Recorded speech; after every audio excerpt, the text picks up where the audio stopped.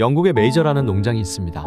그 농장의 주인 존스는 늘 회초리와 채찍을 들고 다니면서 동물들을 괴롭혔습니다. 어머, 존스 안 되겠네. 일은 겁나게 많이 시키면서 먹이는 제대로 주지 않는 아주 악덕적인 주인이었죠. 농장에는 모든 동물들에게 존경받던 메이저라는 늙은 수태지 한 마리가 있었습니다. 메이저는 죽기 전 동물들 앞에서 연설을 하게 됩니다. 나는 곧 죽지만 후세들이 꼭 인간들을 내보내 평등한 동물들의 세계를 만들어 주시오. 그리고 며칠 뒤 마치 약속이라도 한 것처럼 메이저는 죽게 되고 동물들은 모두 슬픔에 잠기게 됩니다. 농장 주인인 존스는 워낙 술을 좋아하던 사람이라서 그날 역시 동물들 먹이 주는 걸 깜빡 잊은 채 술에 취해 있었습니다. 메이저가 일으킨 혁명의 불꽃과 함께 동물들은 더 이상 참지 못하고 인내심이 폭발해버립니다. 결국 농장에 있는 동물들은 배고픔을 견디지 못하고 먹이 창고를 무력으로 뚫고 들어가 먹이를 먹었고, 시끄러운 소리에 총을 들고 뒤늦게 주인 존스가 나왔지만 동물들은 기다렸다는 듯이 존스에게 무섭게 달려들었습니다. 집안에서 이 상황을 숨어 지켜보던 남아있던 존스의 가족들도 도망가듯 떠났습니다. 그렇게 동물들은 처음으로 농장의 모든 인간들을 떠나게 만들었고, 동물들의 예상보다 쉽게 첫 반란이 성공하게 됩니다.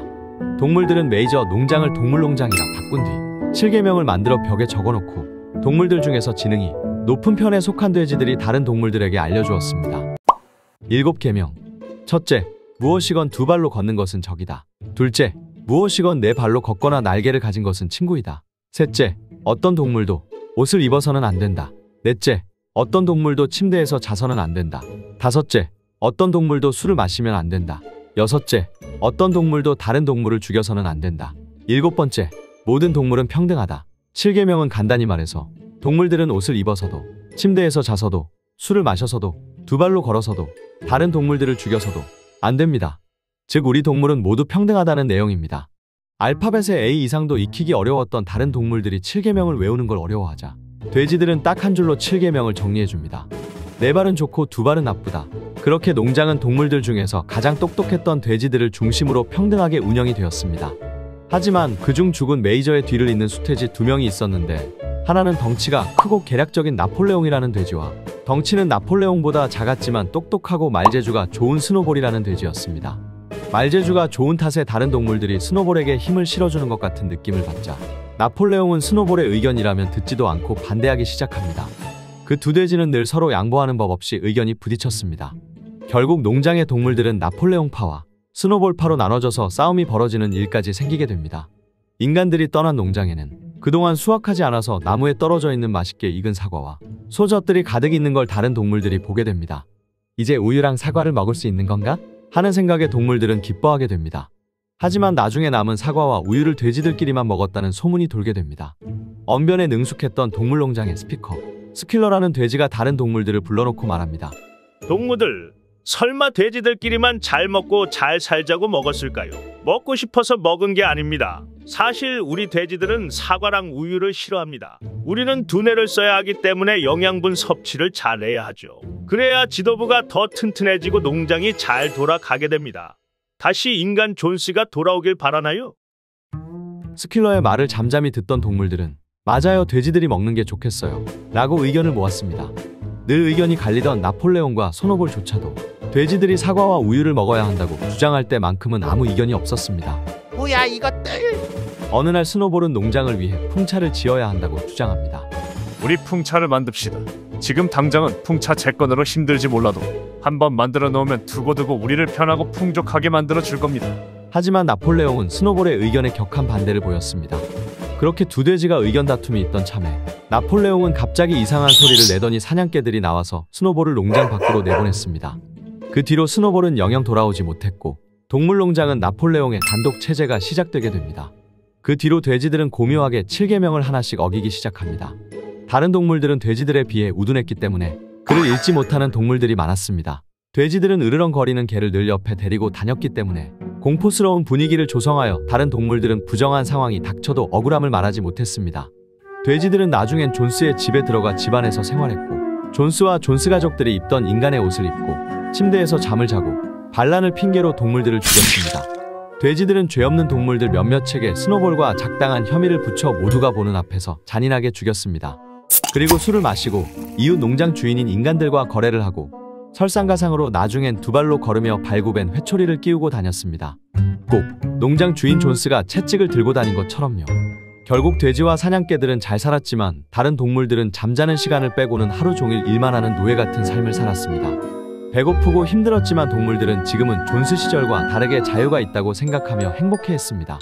돼지들은 눈도 제대로 뜨기 힘들 만큼 살이 붙었고 두뇌 노동을 한다는 핑계로 육체 노동에는 일절 가까이 하지 않았습니다. 어느 날 밤 시끄러운 소리에 자던 동물들이 집안을 살짝 훔쳐보니 인간과 돼지들은 집안에서 카드게임을 하고 술을 마시며 같이 놀고 있었습니다. 이 장면으로 동물농장 소설은 마무리가 됩니다. 그러나 누가 돼지고 누가 인간인지, 어느 것이 어느 것인지 이미 분간할 수 없었다. 소설의 마지막 문장입니다. 임팩트 있게 소설이 마무리가 돼서 여운이 더 강렬하게 남은 것 같습니다. 동물농장은 작가 이야기를 빼놓을 수 없는 작품 중 하나인데요. 이 책의 저자인 조지 오웰은 1903년 당시 영국의 식민지인 인도 벵골주에서 태어났습니다. 조지 오웰이 작가가 된 계기는 바마에서 경찰관 경험을 하며 영국 제국주의 패덕성에 눈을 뜨게 된 이후입니다. 저자는 사회주의자로 알려져 있는데 이상하게 이 책은 신랄하게 사회주의 사상을 비판하고 있습니다. 그 이유는 조지 오웰은 사회주의 혁명 자체를 비난하는 건 아니고 그 혁명의 배반이 문제라고 말하고 있기 때문이죠.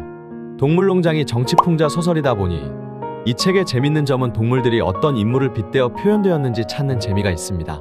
동물농장의 배경은 1917년 러시아 혁명 이후부터 제2차 세계대전 종전까지 소련의 모습을 나타냅니다. 메이저 농장의 주인 존스는 러시아 마지막 황제인 니콜라이 2세이고 동물들에게 존경받던 수태지 메이저는 마르크스 또는 레닌을 나타냅니다. 나폴레옹은 스탈린, 스노볼은 트로츠키의 모습을 빗대어 표현한 모습입니다.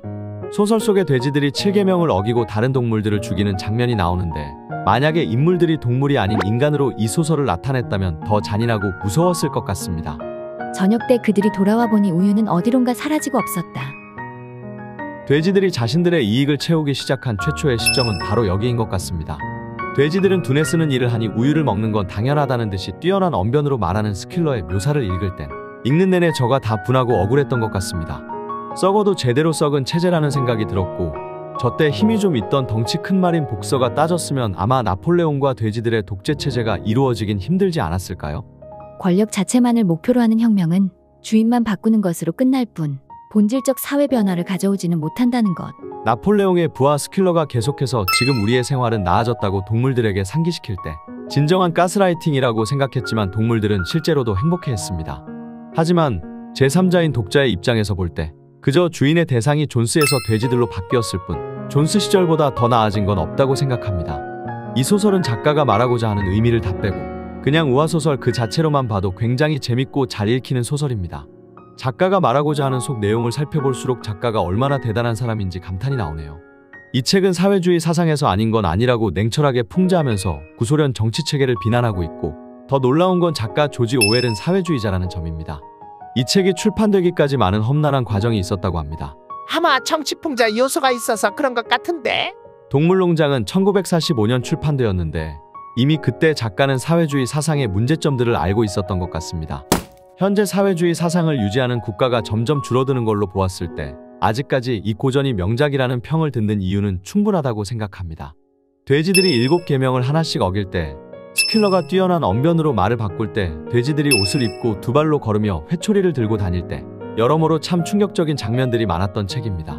7계명의 변천 과정도 살펴보겠습니다. 두 발로 걷고 옷 입는 건 안 된다고 했는데 나폴레옹 일당들은 옷을 입고 두 발로 걸어 다니기 시작합니다. 무엇이건 네 발로 걷거나 날개를 가진 것은 친구라고 했는데 스노볼과 작당한 혐의를 들어 죽여버립니다. 절대 다른 동물을 죽여선 안 된다는 계명을 앞에 이유 없이 죽여선 안 된다고 고묘하게 바꿔버립니다. 어떤 동물도 술을 마셔선 안 된다는 계명 앞에는 너무 많이 마셔선 안 된다고 바꿔버립니다. 어떤 동물도 침대에서 자서는 안 된다는 계명은 시트를 깐 침대에서는 자면 안 된다로 바꿔버립니다. 모든 동물은 평등하다라는 계명을 모든 동물은 평등하다 그러나 어떤 동물은 다른 동물보다 더 평등하다로 바꿔버립니다. 책을 다 보고 나서 지도자와 정치의 중요성에 대해 깊은 생각에 잠기게 만드는 책이었습니다. 다 읽고 나서 읽길 정말 잘했다는 생각이 드는 소설은 오랜만이라 기분이 좋네요. 여러분들만의 다른 의견이 있다면 꼭 댓글로 남겨주세요. 좋아요, 구독 부탁한다는 꿀. 감사합니다.